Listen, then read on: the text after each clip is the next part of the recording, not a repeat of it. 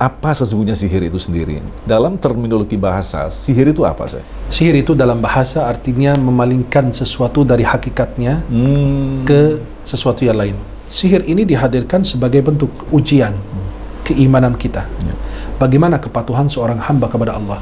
Sehingga untuk urusan duniawi, untuk kepentingan duniawi, orang tersebut bisa melakukan berbagai kesyirikan, berbagai keharaman untuk mencapai tujuannya. Imam Ibn Hajar Al-Asqalani dalam Fathul Bari mengatakan ta'allumus sihra kufr, mempelajari ilmu sihir itu adalah kekufuran. Imam Ibn Qudamah di dalam kitab Al-Mughni, beliau mengatakan bahwa belajar ilmu sihir dan mengajarkannya itu haram. Dan ini terjadi kesepakatan para ulama dan kami tidak tahu ada menyelisih pendapat tersebut. Nah ini gimana? Kalau menurut pandangan saya bagaimana nih? Sihir yang sudah masuk di dunia politik ini, saya? Itu apa? Untuk apa? Demi jabatan, demi kedudukan, segala macam. Apakah Anda berpikir bahwa Anda yang lakukan hal demikian, apakah Allah membiarkan? Yang nggak mungkin. Kama tadinu tudan. Sebagaimana kau berlakukan, akan diberlakukan. Bisa jadi Anda naik ke sumahannya sekali, satu periode, nanti periode berikutnya Anda dihantam sama orang lain, Anda mati juga.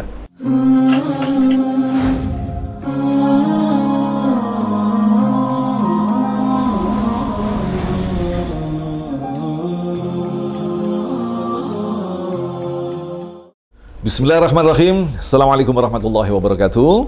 Alhamdulillahirrabbilalamin. Allahumma salli ala Sayyidina Muhammad wa ala ali Sayyidina Muhammad. Berbahagia sekali kita dipertemukan kembali dalam Jendela Hikmah. Tentu saja masih bersama guru yang kita cintai, Syekh Ahmad Al-Misri. Assalamualaikum Syekhuna. Waalaikumsalam warahmatullahi wabarakatuh. Kefal hal saya? Alhamdulillah. Alhamdulillah. Hari ini istimewa nih. Alhamdulillah. Kita pakai gelang Free Palestine. Karena memang salah satu tema yang nanti kita angkat juga berkaitan masih bersama Palestina. Tapi kita di episode kali ini kita akan mengangkat satu tema, yaitu berkaitan dengan sihir. Ini biasanya kalau orang kita ajak ngobrol sihir nih, wah seneng banget gitu. Apalagi di Indonesia, saya. Jadi tradisi sihir itu sangat luar biasa. Pindah daerah bentuknya lain, formulasinya lain ya kan. Betul. Tetapi yang jelas kita memang harus mewaspadai sihir. Karena ternyata masalah sihir ini sampai masuk di ranah politik. Dalam arti misalkan pemilihan kepala desa, kepala camat atau lain sebagainya. Artinya belum sampai pada tingkat negara, ternyata mereka saling dalam tanda petik menembakkan santet. Jadi memang mematikan salah satu sehingga dia tidak terpilih, dan memang banyak kisah-kisah seperti itu. Betul. Untuk itulah di sini kita perlunya memahami apa sesungguhnya sihir itu sendiri. Dalam terminologi bahasa, sihir itu apa, saya? Nah, bismillahirrahmanirrahim. Alhamdulillah wassalatu wassalamu ala Rasulillah wa alihi wa sahbihi wa man wala.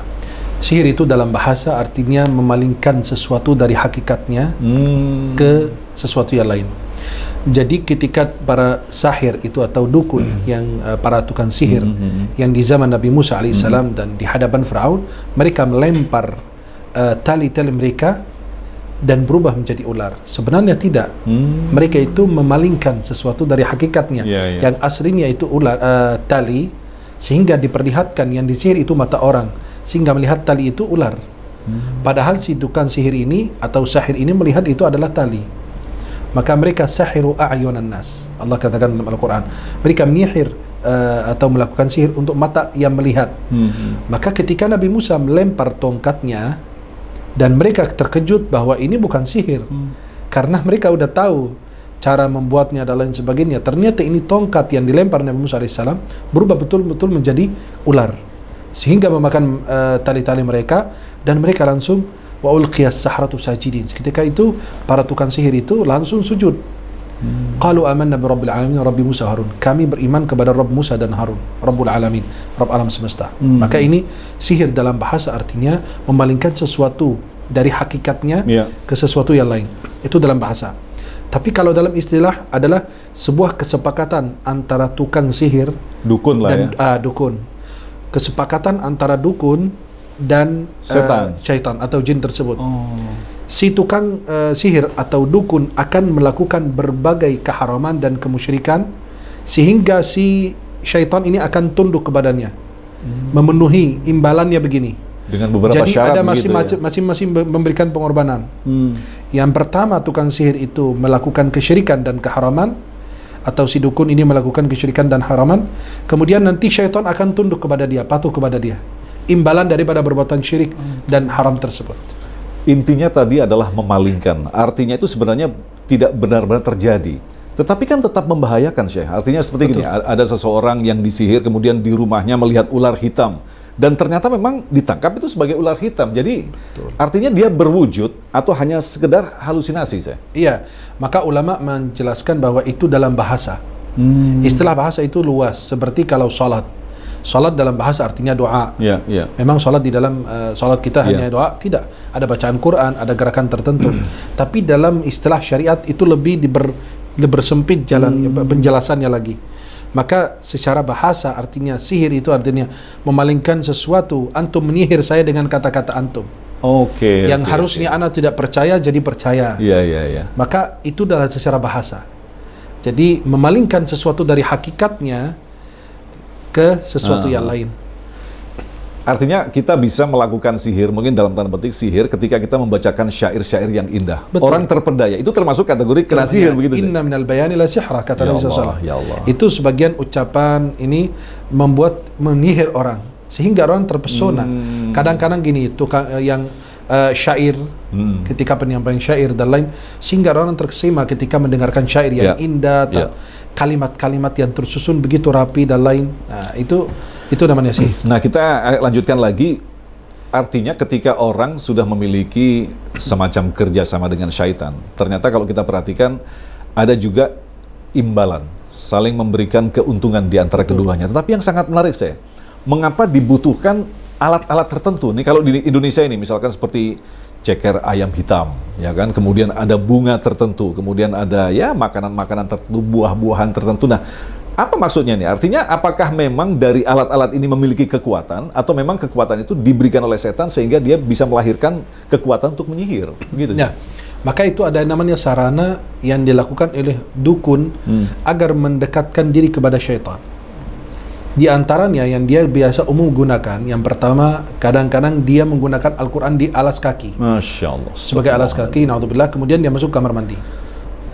Atau dia menulis Al-Quran dengan kotoran. Atau dia berzina dengan ibunya atau anaknya. Itu melakukan berbagai keharaman dan kemusyrikan. Kemudian dia menulis Al-Quran terbalik dan lain sebagainya. Atau dia sholat dalam keadaan junub. Dia sebenarnya bukan apa karena darurat, tapi karena dia meremehkan, melecehkan agama dan perintah Allah Subhanahu wa taala. Kemudian permintaan yang diminta oleh jin, ayam warna hitam, kambing warna hitam, itu sebenarnya itu permintaan dari jin. Permainan atau memang itu syarat itu syarat, iya, salah satu di antara syarat-syarat yang diminta oleh jin, seperti menyembelih binatang atas nama jin tersebut atau syaitan, dan diminta melemparnya di satu tempat tertentu yang ditentukan oleh syaitan. Maka itu adalah sarana yang dilakukan oleh tukang sihir atau si dukun agar dia mendekatkan diri kepada syaitan. Baru dia mendapatkan imbalannya adalah si syaitan akan tunduk kepada dia, apapun yang diperintahkan pasti dia akan lakukan. Nah, kalau modelnya sihir-sihir yang terjadi di Mesir ya kan, kalau di Indonesia kan memang modelnya seperti itu, dia menggunakan istilahnya unsur-unsur alam. Kalau di Mesir sendiri sama? Ya, kurang lebih apa? Ada. Ya, hanya mungkin berbedaan wilayah saja. Tapi pada umumnya kayak kambing hitam, ini hitam dan lain, itu kebanyakan mereka menggunakan hampir kurang lebih sama. Ya. Bahkan kalau kita perhatikan saya, ada kitab tentang sihir loh saya. Iya. Ini kan artinya sebenarnya dukun dan setan membuat satu formulasi yang bisa diturunkan sanatnya begitu saya. Ya, memang ada kitab-kitab yang tentang sihir. Betul. Kita sebut namanya biar pemirsa. Jangan coba-coba cari. Iya, jangan cari-cari ya. Jadi itu ada beberapa kitab yang dijual belikan. Dan dikatakan buku itu isinya sebagian yang sudah dirubah, nggak sesuai asli dulunya. Karena aslinya lebih parah. Bahkan ada beberapa orang cerita ketika dia memiliki buku tersebut, dia baca sedikit, hampir berhari-hari pusing, nggak bisa tidur, ada kayak halusinasi segala macam. Dan itu efek daripada bacaan mantra-mantra atau kalimat-kalimat yang tertulis di situ. Atau yang namanya kadang-kadang, penasaran kok gambarnya begini, diikuti, ditelusin, atau ada bacaan, atau ada lantunan yang dibaca, atau ada mantra-mantra yang dibaca, sehingga orang tersebut mendapatkan hal-hal yang aneh.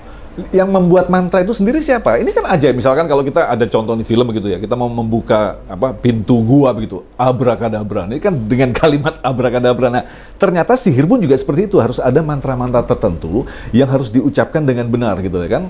Misalkan kalau kita ngaji ada kol-kolahnya, makhrajul hurufnya. Ini kan ada dasar ilmunya. Ada dasar ilmunya. Ya. Jadi itu sejak di zaman Nabi Sulaiman alaihissalam. Mereka kadang-kadang menulis dan lain sebagainya tentang sihir segala macam. Kemudian, tapi Nabi Sulaiman alaihissalam mengambil buku tersebut, dipandamkan atau dimasukkan di bawah kursinya beliau, singgasana beliau. Sehingga ketika beliau wafat baru dikeluarkan kitab-kitab tersebut. Dan itu syaitan bisa datang kepada orang. Jadi orang itu dari pengalaman dia melakukan berbagai kemusyrikan, kemudian syaitan datang memberikan kamu nanti begini, saya akan menuruti, atau siapapun syaitan pasti akan tunduk dan patuh kepadamu gitu. Jadi dari situ nih orang mencoba-coba terus. Ya. Karena kan nggak semua orang bisa bahasa Arab itu untuk membaca kitab-kitab tersebut. Sehingga dia mungkin gurunya menurunkan ilmu tersebut kepadanya, atau ada lagi dalam satu wilayah atau lagi di hutan tiba-tiba ada penampakan, kemudian terjadi dialog, atau orang itu bukan orang penakut sehingga terjadi dialog di situ, dan dia mendapatkan informasi-informasi dari jin tersebut karena dia ingin, memang tujuannya adalah menyesatkan manusia. Akhirnya orang itu disesatkan, dia menyesatkan orang-orang lain. Dan sebenarnya dalam hal ini kita disesatkan oleh setan atau kita memang menuruti setan atau seperti apa? Sebenarnya itu pertama kita sesat terlebih dahulu, kemudian kita dituruti. Disesatkan ya? Disesatkan. Artinya kan kalau kita lihat sebenarnya manusia ini dibodohi oleh setan. Coba kamu ambil air dari sumur yang ini, ya kan, bunga-bunga yang harus... Saya akan lakukan ini dan itu. Sebenarnya walaupun kita tidak kita lakukan, nggak akan terjadi. Sihir pun tetap berjalan kan, saya tanpa ada persyaratan-persyaratan itu, saya. Betul sekali. Dan dia bisa melakukan gini. Orang itu ada kesepakatan antara si tukang sihir, dukun, dan syaitan tersebut. Sehingga syaitan itu akan berusaha menuruti apa maunya dia. Tapi kamu tunduk kepada saya terlebih dahulu. Lakukan ini dan itu dulu. Sembeli binatang atas nama saya. Lempar di tempat yang sudah ditentukan. Baru nanti syaitan menuruti imbalannya. Artinya saling berbagi manfaat. Iya. Kalau kita lihat ada sejarah bahwa pada saat umatnya Nabi Musa ditinggal, mereka membuat satu patung Samir, itu kan Samir, patung yang mati. Tapi tiba-tiba dengan formulasi tadi, kata-kata sihir, akhirnya dia bisa berbicara. Enggak, dia tidak berkata-kata. Dia mengambil genggaman daripada, kan ketika Nabi Musa alaihissalam nyeberang laut, kan ditemani oleh Jibril alaihissalam, dan Jibril menggunakan kuda.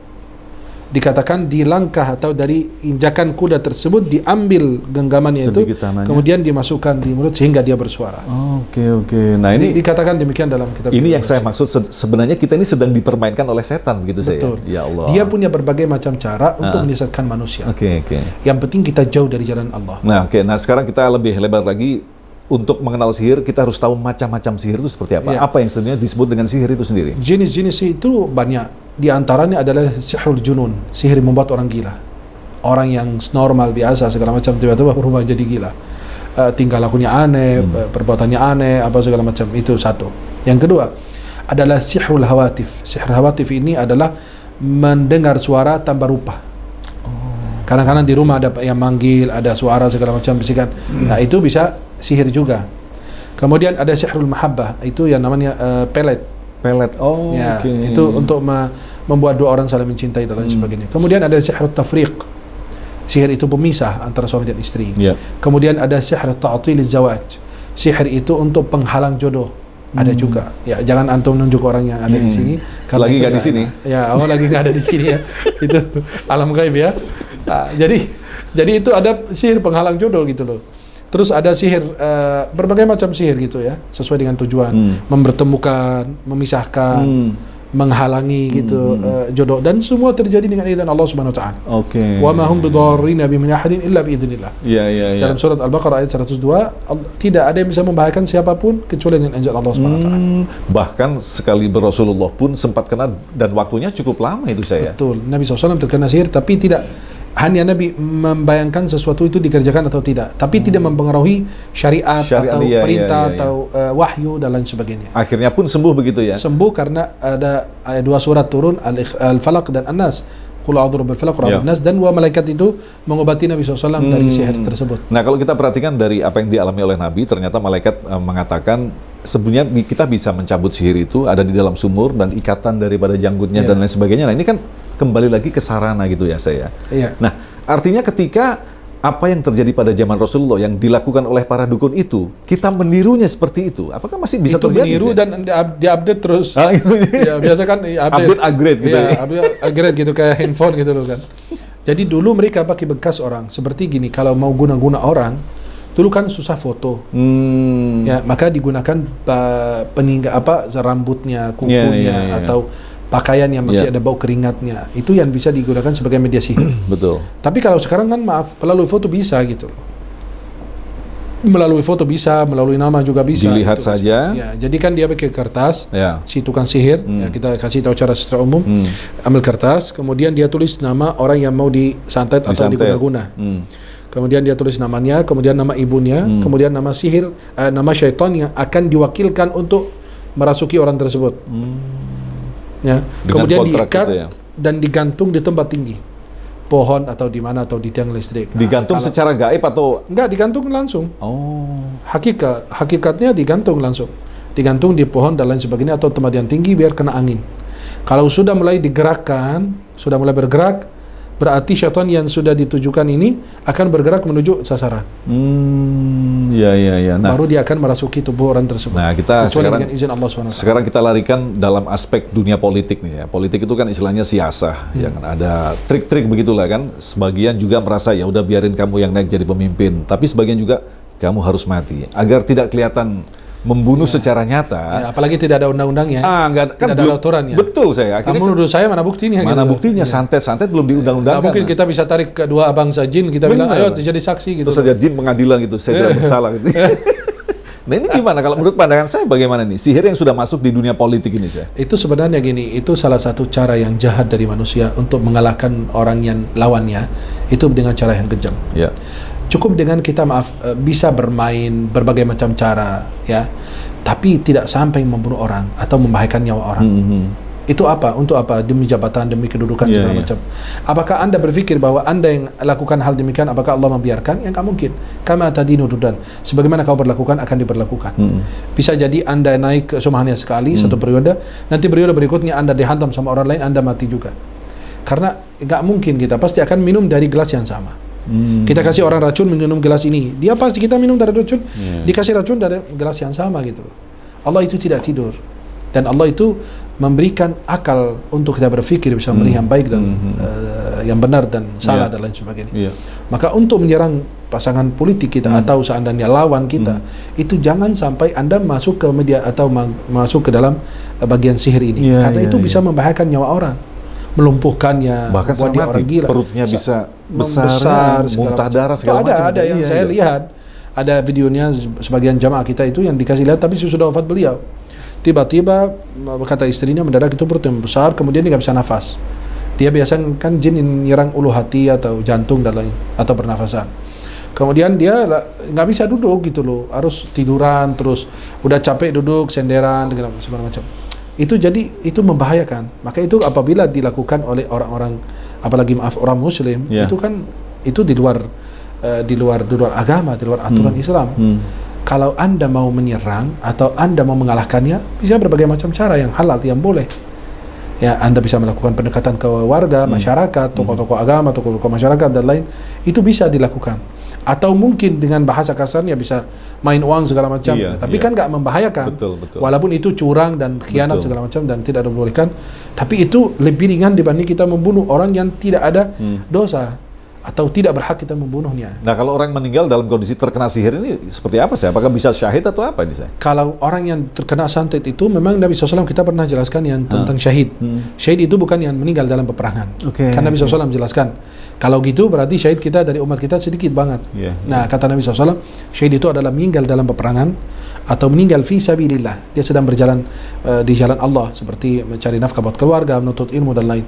Kemudian al-mabtun yang meninggal karena penyakit di perut. Kemudian orang yang tertimpa bangunan, yang terbakar atau yang tenggelam. Nah, maka kalau kita lihat dari macam-macam syahid ini tidak ada di dalam macam-macam tersebut yang disebutkan oleh Rasulullah bahwa orang yang terkena santet itu meninggal syahid. Tidak ada dari Nabi SAW. Tapi dia meninggal dalam keadaan terzalimi. Oh, penegasannya dizalimi itu tapi kalau kita masuk kategorikan syahid, kita tidak ada tidak ada dalam penjelasan Rasulullah SAW. Betul. Tapi dia masuk dalam kategori orang yang terzalimi. Karena dia dilakukan kezaliman kepadanya sehingga dia kehilangan nyawanya. Itu yang kita pahami. Tapi mungkin sebagian ulama atau sebagian ustaz mungkin menganggap itu syahid. Tapi menurut pandangan saya pribadi, dari apa yang saya pahami dari hadis Rasulullah, ini tidak masuk kategori syahid yang dijelaskan. Karena syahid tidak Nabi kategorikan orang yang meninggal dalam peperangan. Malah Nabi kasih lebih luas lagi. Orang di jalan Allah, mencari nafkah, segala macam itu kan syahid. Al-mabtun syahid. al-gharq syahid. Itu kan semua yang dijelaskan, tenggelam syahid, terbakar syahid, tertimpa bangunan syahid. Itu kan enggak ada. Nabi tidak. Padahal sihir itu sejak dahulu. Kalau orang terkena sihir, Nabi pasti sebut SAW. Walaupun dia terkena santet pada bagian perut. Ya, akhirnya kalau dia terkena di bagian perutnya, contoh, kemudian dia meninggal karena sakit di bagian perut itu bisa disebut syahid akhirat. Yang dimandikan, dikafani, disalatkan. Tapi itu pahalanya di akhirat syahid. Baik, yang terakhir mungkin saya, agar kita selalu waspada, bagaimanakah kita harus mempersiapkan diri memprotek daripada sihir yang kita tidak tahu. Naudzubillah ya. Iya. Kita bisa terserang atau orang lain akan terserang. Sebenarnya ada catatan sebelumnya, itu adalah mempelajari sihir itu sendiri. Nah, Imam Ibn Hajar al-Asqalani dalam Fathul Bari mengatakan, ta'allumus sihra kufr. Mempelajari ilmu sihir itu adalah kekufuran. Imam Ibn Qudamah di dalam kitab Al-Mughni, beliau mengatakan bahwa belajar ilmu sihir dan mengajarkannya itu haram. Dan ini terjadi kesepakatan para ulama, dan kami tidak tahu ada menyelisih pendapat tersebut. Berarti menjadi kesepakatan ulama, belajar ilmu sihir dan mengajarkannya itu haram, tidak diperbolehkan. Bagaimana agar kita menjaga diri kita, keluarga kita daripada sihir tersebut? Apalagi kita menuju ke tahun politik ya. Jadi banyak permainan gitu loh. Banyak order ini kalau banyak orderan ya, sampai mereka ngantri gitu. Betul. Nah, jadi gimana caranya? Yang pertama, kita harus yakin bahwa tidak ada yang memberi manfaat, tidak ada yang menjauhkan mudarat kecuali Allah. Kadang-kadang kita sihir dia, kita santet dia, kita apa, tapi belum mempan. Kenapa? Belum ditakdirkan oleh Allah meninggal dunia. Itu yang pertama. Maka yang pertama, yakin bahwa tidak ada yang memberi manfaat, menjauhkan mudarat dari kita kecuali Allah. Yang kedua, jaga wudhu kemanapun pergi. Yang ketiga, jaga sholat waktu, jaga sholat, khususnya sholat subuh. Kemudian baca sehabis sholat subuh 100 kali la ilaha illallah wahdahu la syarikalah lahul mulku wa lahul hamd yuhyi wa yumiitu wa ala kulli syai'in qadir. Kemudian baca zikir pagi dan petang habis sholat subuh dan habis sholat asar. Kemudian baca bismillahilladzi la yadurru ma'asmihi syai'un fil ardi wa la fis sama'i wa huwas 3 kali di pagi hari, di sore hari terjaga. Baca ayat Al-Kursi. Makan kurma ajwa 7 butir di pagi hari, tidak akan terkena sihir. Tapi kalau sudah terkena, itu beda lagi. Ada treatmentnya lagi. Itu, ya. Jadi ketika kita belum terkena sihir, itu akan mencegah dari sihir dan racun. Itu adalah 7 butir kurma ajwa. Nah, dan itu berbagai macam cara yang lain bisa kita lakukan, di antaranya yang saya sebutkan itu. Dan orang yang jaga ibadahnya dekat dengan Allah, insya Allah selalu dalam lindungan Allah SWT. Baik, yang terakhir kita adalah jendela hikmah. Lantas apa hikmah Allah menghadirkan sihir dalam kehidupan manusia ini? Sihir ini dihadirkan sebagai bentuk ujian keimanan kita. Bagaimana kepatuhan seorang hamba kepada Allah, sehingga untuk urusan duniawi, untuk kepentingan duniawi, orang tersebut bisa melakukan berbagai kesyirikan, berbagai keharaman untuk mencapai tujuannya. Tapi kalau Anda ini hamba yang diridhai dan dicintai Allah, akan berusaha mencari jalan yang terbaik, jalan yang diridhai Allah. Apabila Anda tidak suka dengan orang atau bersaingan dengan orang lain, jangan sampai berusaha menjatuhkan atau menghabiskan secara lebih ini lagi, dihabiskan atau nyawanya. Tapi boleh Anda mengalahkannya dengan berbagai macam cara, tapi sampai menghabiskan nyawanya, itu yang berbahaya. Maka sihir itu tidak bisa kita dekati, apalagi umat Islam, apalagi sudah marak sekarang sihir di mana-mana. Apapun itu, kadang-kadang mau jualan, berlari segala macam, mau nikah, mau ini apa, itu masuk hampir semua bagian atau semua kehidupan kita gitu, sihir ini. Maka itu yang harus kita hindari. Maka selalu kita ingatkan masyarakat, bertakwa kepada Allah, perbaiki imanmu, kuatkan tauhidmu, bersihkan pikiranmu, jangan sekali-kali mendatangi dukun atau tukang sihir, karena itu membahayakan agamamu. Dan juga kalau kita percaya, kufur kepada Nabi Muhammad. Dan kalau kita tidak percaya, cuma kepo, penasaran saja, tidak diterima sholatnya 40 hari. Semoga Allah selamatkan kita semua, insyaAllah. Terima kasih Syekhuna, ilmunya sangat bermanfaat sekali. Untuk itu tetaplah untuk menyaksikan Jendela Hikmah Al-Misri Official yang akan memberikan hikmah kepada kita. Ingatlah bahwa segala sesuatu yang dihadirkan kepada kita oleh Allah, insya Allah akan ada hikmahnya.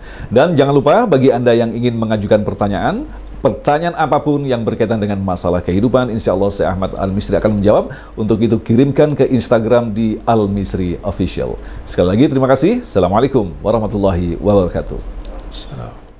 Terima kasih, jazakumullah khairan, sahabat-sahabat semuanya sudah mengikuti channel YouTube saya. Semoga yang kami tayangkan itu bermanfaat. Jangan lupa share, like, dan subscribe. Mudah-mudahan insya Allah kita semua dalam lindungan Allah SWT.